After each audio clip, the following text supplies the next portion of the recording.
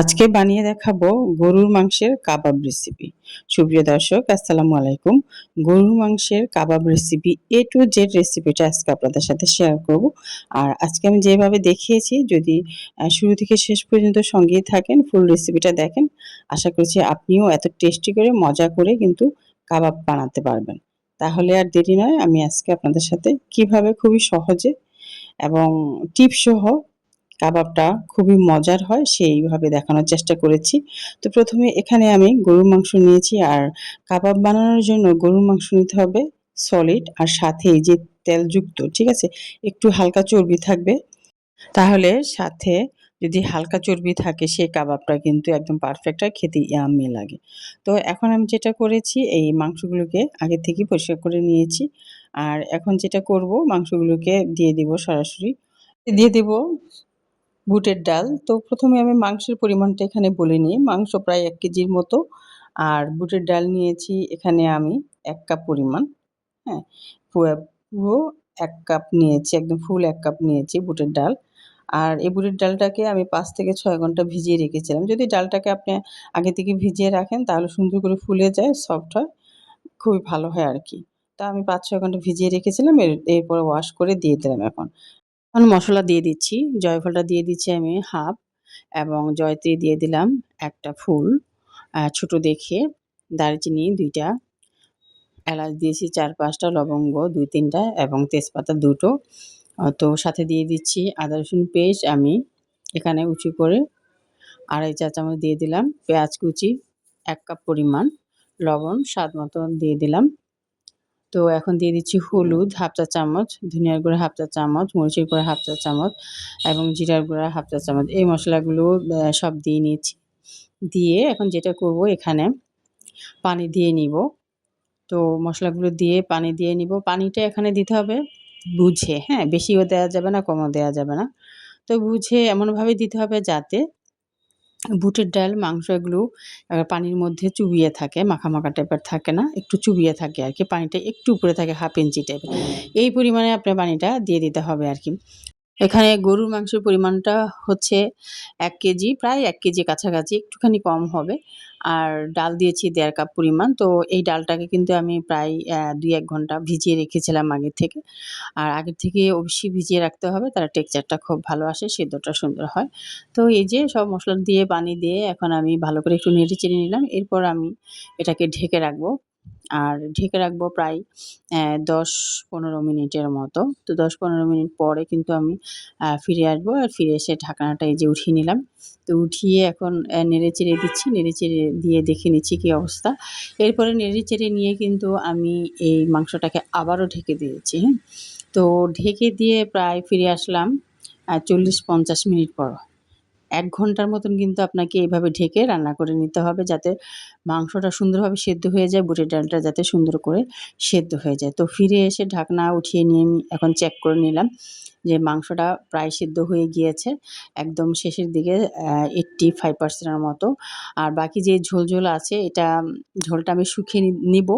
আর ঝোলটা শুকিয়ে নিতে পুরোপুরি একদম পারফেক্ট ১০০% সেদ্ধ হয়ে যাবে। এর মধ্যে আমি তেজপাতাগুলো উঠিয়ে নিচ্ছি।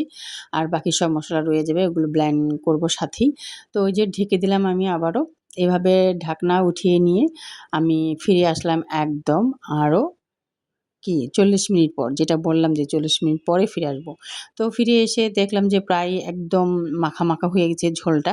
তো এখন যেইটুকু মাখা, মাখা হয়েছে এটা হচ্ছে যে নেড়ে, নেড়ে ঝোলটাকে শুকিয়ে নেব। একদম ড্রাই করে নেব। তো চুলায় রেখে এরকম অনবরত নাড়তে হবে।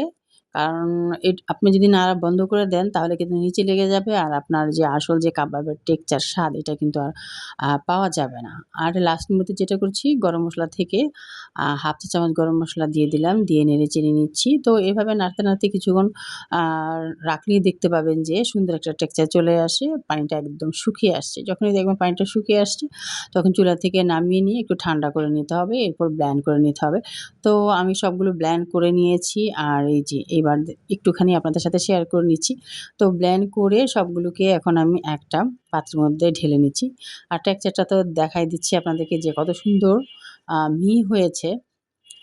একটুখানি হালকা একটু আঁশাশ টাইপের যাতে থাকে ওইটা কিন্তু খেতে ভালো লাগে। সেই টেক্সচারটা রাখার ট্রাই করেছি আমি। তো সেইভাবেই রেখেছি, রেখে সবগুলো ব্লেন্ড করে নিয়েছি। তা এখন আমি যেটা করব এগুলোকে কাবাবের শেপ দেওয়ার আগে আরও মসলা আছে, আরও উপকরণ আছে সেগুলো একটার পর একটা স্টেপ বাই স্টেপ আমি দিব। সঙ্গেই থাকুন। তো এখন আমি একটা বড় পাত্রের মধ্যে নিয়ে নিয়েছি। যেহেতু আরও উপকরণ অ্যাড করব, মাখবো, তো বড় একটা পাত্র অবশ্যই প্রয়োজন। তো বড় পাত্রের মধ্যে নিয়ে এখন একটা করে এর থেকে কেটে রেখেছি পেঁয়াজ কুচি। ১ কাপ পেঁয়াজ কুচি এখানে দিয়ে দিলাম। এরপরে দিয়ে দিচ্ছি মরিচ কুচি স্বাদ অনুযায়ী দিয়ে দিতে হবে। তারপর আমি এখানে দিয়ে দিচ্ছি হচ্ছে কাবাব মসলা গুঁড়া। তো রেডিমেড কাবাব মসলা গুঁড়াটা যদি আপনার কাছে না থাকে তাহলে আপনি হচ্ছে যে নিজেই বানিয়ে নিবেন হাতের কাছে। তো ঘরের যে মসলাগুলো থাকে সেখানে কাবাব একটা মসলা দিয়ে বানিয়ে নিলেই কাবাব মসলা হয়ে যাবে। তো কাবাব মসলা আমি আজকে রেডিমেড কাবাব মসলা নিয়ে এসেছি, সেখান থেকে আমি এখানে ১ চা চামচ দিয়ে দিলাম সমান করে। কাবাব মসলা দিলাম, কাঁচামরিচ দিলাম, তো দিয়ে একটু মেখে নিচ্ছি। এরপরে আরও উপকরণ বাকি আছে সেটাও আমি এখন দিয়ে দিব। তো এখন দিয়ে দিয়েছি হচ্ছে ধনিয়া পাতা কুচি। ধনিয়া পাতা কুচি এখানে না দিলে পারেন, তবে দিলে স্বাদ দ্বিগুণ বেড়ে যায়। ধনিয়া পাতা কুচি দিয়ে আমি সমস্ত উপকরণগুলো ভালো করে মেখে নিচ্ছি। আরও একটা উপকরণ বাকি আছে সেটা মাখানোর পরে তারপরেই দিব। তো এখানে আমি ব্যবহার করব হচ্ছে যে ডিম। তো আমি ডিম ব্যবহার করার আগে কিছুটা একটু আলাদাভাবে উঠিয়ে নিয়েছি, যেহেতু সবগুলো এখন ভাজবো না এজন্য। তো এখন এই যে এই পরিমাণ রেখেছি এটার সাথে আমি এখন ডিম ব্যবহার করব। একটা ডিম নিয়েছি, প্রায় অর্ধেকের মতো রেখেছি। অর্ধেকের জন্য এখানে আমি একটা ডিম ব্যবহার করেছি। আর কুসুমটা উঠিয়ে রেখেছি। কারণ কুসুমটা দিলে দেখা যাবে তেলে ভাজার সময় বেশি প্রচুর ফেনা ওঠে। তো চেষ্টা করি সবসময় যে ডিমের থেকে কুসুমটা যাতে না দেয়া হয়।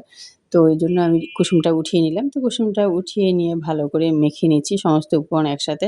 সুন্দর করে মেখে নিব এখন। মাখা হয়ে গেলে হাতে তেল মেখে এই যে এখন কাবাবের শেপ দিয়ে নিচ্ছি। তো কাবাবের শেপ দেওয়ার জন্য আপনি ২ হাত ব্যবহার করতে পারেন, অথবা চাইলে আপনি এক হাতও ব্যবহার করতে পারেন। তবে ২ হাত ব্যবহার করলে আপনার কাবাব শেপগুলো সুন্দর একটা সাইজে আসে। হ্যাঁ, দেখতে সুন্দর লাগে, শেপটা সুন্দর হয়। তো এইভাবে করে আমি সবগুলো কাবাব আমি একটা করে সবগুলো বানিয়ে নিব। তো এরকম করে বানিয়ে নিয়ে চাইলে কিন্তু আপনি ডিপ ফ্রিজে রেখে দিতে পারেন। আপনার প্রয়োজন অনুযায়ী সুবিধা মতো নামিয়ে ব্যবহার করতে পারেন, ভেজে নিতে পারেন। তো আজকে যেহেতু আমি অর্ধেকটা নিয়েছি, তো এই অর্ধেকটা পুরোটাই বানিয়ে ফেলবো। আর হচ্ছে আপনাদের সাথে ভাজাটাও শেয়ার করব। কিভাবে ভাজাটা পারফেক্টভাবে হবে, হ্যাঁ? ভাঙবে না সেটাও কিন্তু আমি এখানে বলে দিব, একটা টিপস আছে। যদি সঙ্গী থাকেন তাহলেই জানতে পারবেন। তো একটা করে সবগুলো আমি এখন বানিয়ে নিচ্ছি। সুপ্রিয় দর্শক, যারা আজকে নতুন আমার ভিডিও দেখছেন, রেসিপি দেখছেন, ভালো লাগলে চাইলেই কিন্তু আমার চ্যানেলকে সাবস্ক্রাইব করে সাথে থাকতে পারেন। নিত্য নতুন রেসিপিগুলো দেখার জন্য কিন্তু অল বাটনে ক্লিক দিয়ে রাখলে সবার আগে রেসিপির নোটিফিকেশন আপনার কাছে পৌঁছে যাবে। আপনি চাইলে দেখে নিতে পারবেন। আর এই যে কথা বলতে কিন্তু আমি বাকিগুলো শেষ করে ফেলেছি বানানো। এখন আমি ভেজে নিচ্ছি। তো ভাজার জন্য টিপস হচ্ছে আপনার তেলটাকে অবশ্যই আগে গরম করে নিতে হবে। ১ম এ একটু হাই ফ্লেমে দিবেন। এরপরে ১ মিনিট পরে আপনি হচ্ছে চুলার আঁচটা একটু মিডিয়াম আঁচে দিতে হবে, হ্যাঁ? তো আমি সেটাই করেছি। তো এরকম করলে চুলার আঁচটা যদি এভাবে রাখেন, আগে গরম করে রাখেন, তাহলে কিন্তু আপনার কাবাবগুলো সুন্দরভাবে ভাজা হবে এবং ভেঙে যাবে না, ফেটে যাবে না। তো এই টিপসগুলো মনে রাখবেন। আর এই তো আমি একটা পার্ট যখন সুন্দরভাবে একটা কালার চলে আসছে, তখন বুঝে নিবেন যে এক পার্ট হয়ে গিয়েছে। তখন এইভাবে উল্টে নিতে হবে। তো উল্টিয়ে নিয়ে আরেক পাটও এই সমানভাবে ভেজে নিতে হবে। তো এরকম করে আমি সবগুলো কাবাব এখন ভেজে নিচ্ছি। তো এই ব্যাচটা হয়ে গেছে। এরপরে আরও বাকি আছে। আমি আরও ২ বারে করে এরকম করে ভেজে নিব। ভেজে নিয়ে তারপরে উঠিয়ে নিচ্ছি। আর অবশ্যই তেলটাকে ঝরিয়ে নিতে হবে। তো প্রত্যেকটা আ কাবাব আমি চেষ্টা করেছি এরকম উঠানোর আগে তেলটাকে একটু সময় নিয়ে ঝরিয়ে নিতে। দেখতেই পাচ্ছেন কত সুন্দর একটা টেক্সচার হয়েছে। কালারটাও সুন্দর আসছে, ভাজাটাও সুন্দর হয়েছে। আর একটা কাবাব ফেটে যায়নি, ভেঙে যায়নি। সবগুলো কিন্তু পারফেক্টভাবে ভাজা হয়েছে। তো আপনিও চাইলে এরকম সুন্দরভাবে ভেজে নিতে পারেন। আর অতিরিক্ত যেগুলো আপনি ডিপ ফ্রিজে রেখে দেবেন। আমি বাকিগুলো আবার কি করব, আরেকটা ডিম দিয়ে কাবাবের শেপ দিয়ে বানিয়ে তারপর ডিপে রেখে দিব। এগুলো আজকের জন্য আমি করে ফেলেছি। আর বাকি অর্ধেকটা আমি ডিপের জন্য রেখে দেব। আমার সুবিধা মতো নামিয়ে নেব। তো আপনিও চাইলে এভাবে কিন্তু ভিডিওটা আজকের রেসিপিটা ফলো করে মজা করে কাবাব বানিয়ে নিতে পারেন। আর দেখলেন তো কত সহজে আমি ঘরোয়া উপকরণ দিয়েই কিন্তু কাবাবটা বানিয়ে নিলাম।